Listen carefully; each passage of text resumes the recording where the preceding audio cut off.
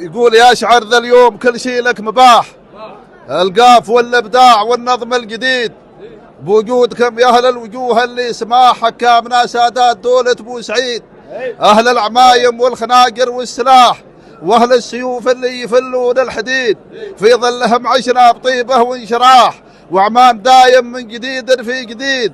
هذه اعمان المجد رمز للكفاح، ورمز التقدم والتطور للمزيد، وارض العداله والتعايش والسماح، وارض الحضارات القديمه للبعيد، اللي يحبها بالقلب ما تهزه رياح، راسخ ويبقى له مع نبض الوريد. يا سيدي قول بشاير انشراح، والفرحه اللي ما توصف بالاكيد، احدا بريشه فن يرسم له الواح، وحدا يترجم من احاسيسه قصيد، وحدا على الناموس قد عزم وراح، وحدا من الصفقات فاد ومستفيد. واليوم في هذا اللقاء والعود فاح، في مجلس تسمع تراحيبه تزيد، بضيافه اللي للكرم باسط جناح، على القمم والسهل وانهار القليد.